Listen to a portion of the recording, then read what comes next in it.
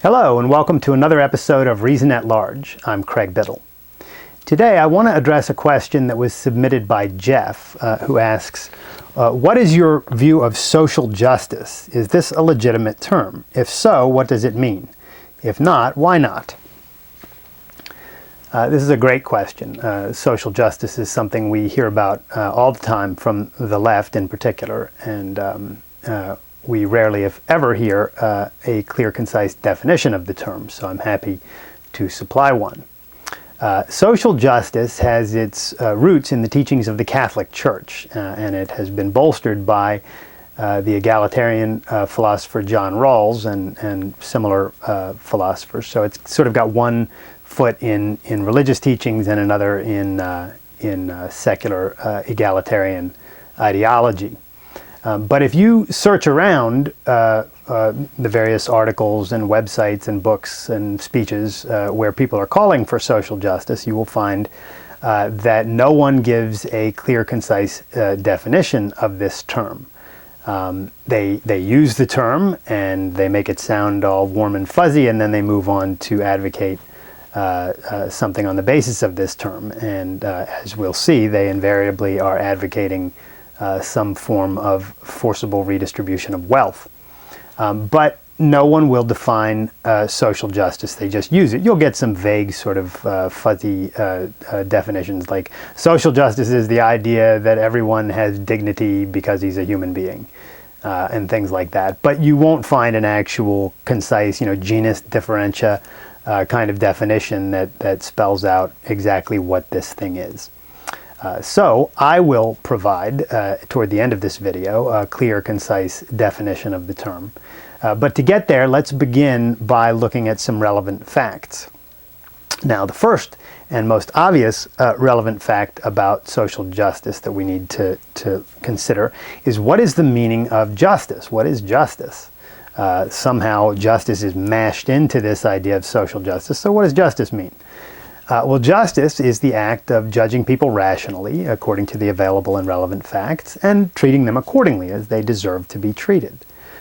For instance, an example of justice would be if we see a really wealthy guy who has worked hard and made himself a great success, and he's living a wonderful life now, enjoying the fruits of his efforts, going out on a yacht this weekend and playing golf the next, and sending his kids to great private schools and just loving life. And if we see that and we think to ourselves, wow, that's great, this guy has really made a great life for himself. And if we go further and say to him, congratulations, you've really accomplished a great thing in making your life wonderful. Now, this would be an act of justice. This would be judging someone according to the available and relevant facts and treating him accordingly. Is this what advocates of social justice are calling for, this kind of thing? Well, obviously not. That's not what they have in mind. So let's see if some other instances of justice might be what they're thinking about. Suppose an employer has a great employee who has really worked hard and increased the value of the company and brought in new clients and new business.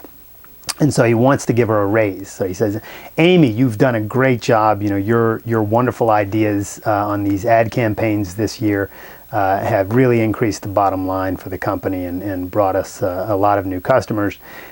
So thank you and congratulations. I'm going to give you a 20% raise this year. Now, this would be an act of justice. Is this the kind of thing that advocates of social justice are calling for? I mean, it's a social setting, it's a business environment, and an act of justice is taking place. Is this what they're talking about? Again, no, that's not what they're looking for. How about if an employer has an employee who is characteristically messing up on the job, so he fires him. Joe, this is the 12th time this year that you've put the wrong part on the car. We just can't have you on the assembly line anymore. You're fired. Do advocates of social justice want this kind of thing? Again, no, this is not what they're after. What is it then that advocates of social justice want? Maybe it is they just want things that, justice as applied to poor people. So let's look at an example of that. Suppose we know someone who's poor. He doesn't make much money relative to other people and he wants to earn more money. So we go to him and we say, look, if you want to earn more money, the thing to do is to think about ways you can earn more money and then act accordingly. So for instance, you might go to your employer, if you have one, and say, look, I'd like to make myself more valuable to the company so that I can increase my earnings here over time. Can you help me come up with some things I can do around here to make myself more valuable and to get paid more? So that would be one way that we might try to help this poor person understand what to do to work his way out of poverty. Or if he doesn't have an employer, we might say to him, look, if you're without a job, you might just go knock on your local hardware store's door and say, look, I'll wash your windows in exchange for that rake over there in the corner. And then, once you wash the windows, and tell the guy, if I don't do a good job, you don't have to give me the rake. But if I do a great job washing the windows, you exchange the rake for my efforts. And then you take the rake and you go out and you knock on people's doors and you start a business raking leaves. And you roll this into a small business over time, and eventually you have worked your way out of poverty, perhaps even into great wealth.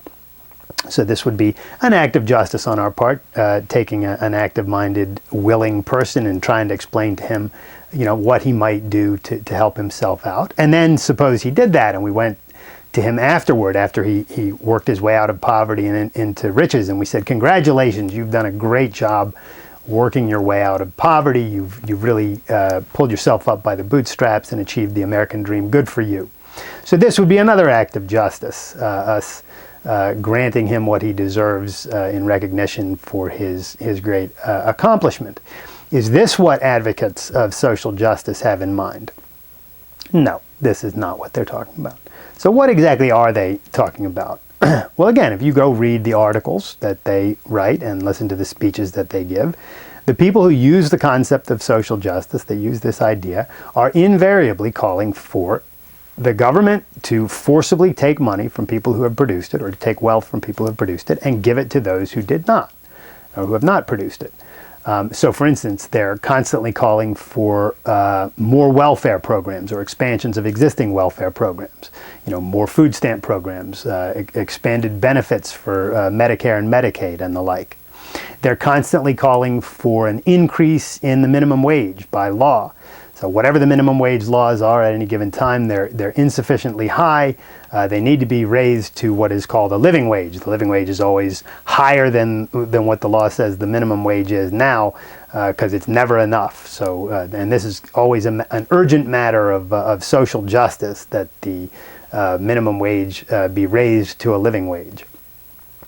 Advocates of social justice are also constantly calling for more and more taxpayer money to be thrown at the government-run schools, regardless of how abysmally poorly they're educating students, regardless of the fact that government-run school teachers are already paid much more on average than private school teachers, regardless of the fact that the cost of educating, in scare quotes, a single government-run school student is much more than the average cost of educating a private school student or a homeschooled student, and so on and so on. All of this is swept aside, but more taxpayer money needs to be thrown at these schools, including a great deal of taxpayer money that is coming from people who don't even send their kids to those schools, either because they don't have kids or because they send their kids to private schools or homeschool them. So all of these kinds of things are urgent issues of social justice, as is any third world country to which America is either not sending money yet or is sending some money, but whatever the money is that we're sending them is insufficient. So more money needs to be sent to those countries. So more taxpayer money from the United States, from Americans, needs to be taken from them by force and given to people who did not create that wealth. So you can see a pattern here in every instance where advocates of social justice are calling for social justice while never giving a definition of the term. What they're after is the forced redistribution of wealth. Social justice is not a kind of justice. It is an assault on justice. It is an assault on the idea that people should get what they deserve or get to keep what they have earned. It is an assault on the very idea of justice.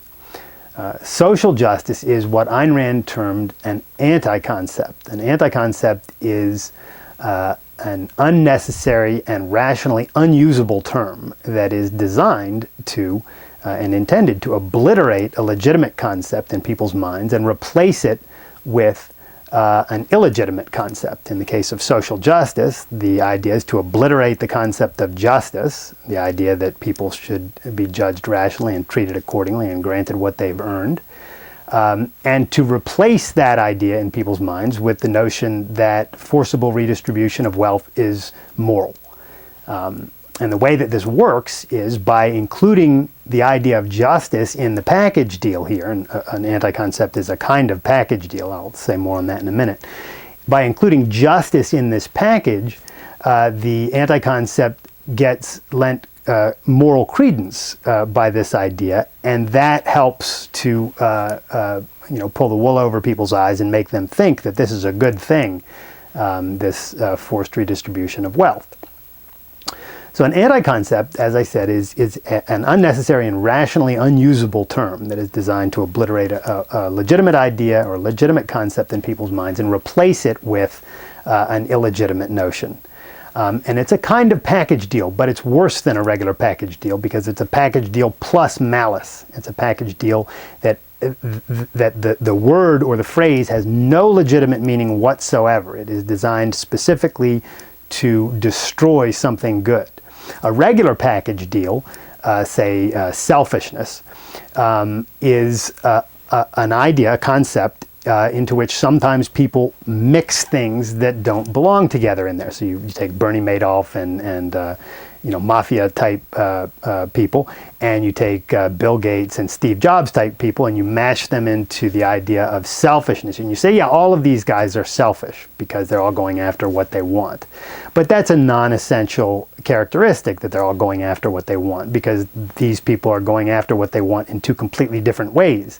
Bill Gates and Steve Jobs and company are going after what they want and achieving great wealth by producing it and by being honest and respecting people's rights and by trading value for value.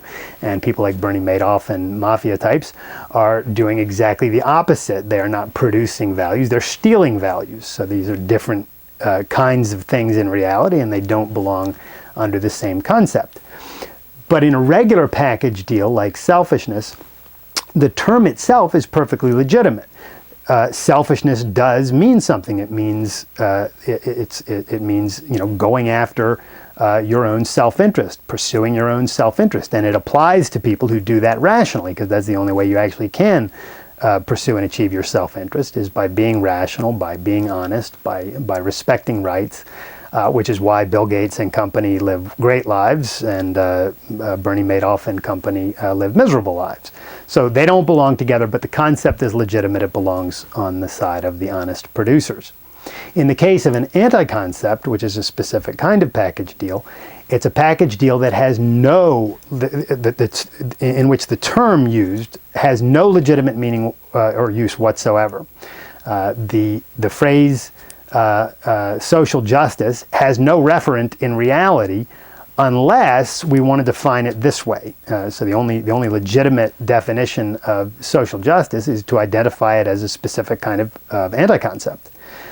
So the definition I would give to social justice is this.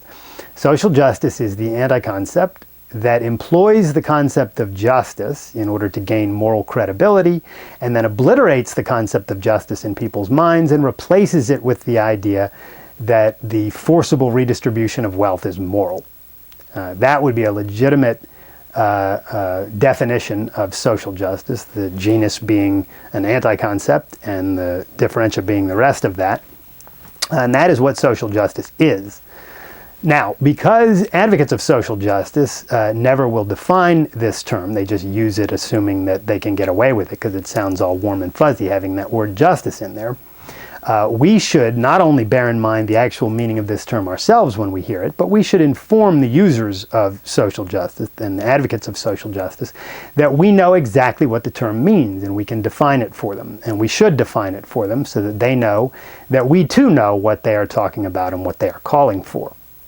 Clarity is a good thing, at least it's a good thing for the good guys. That's it for today's episode of Reason at Large. If you have a question you'd like me to address in a future video, you can email it to me at cbiddle@theobjectivestandard.com.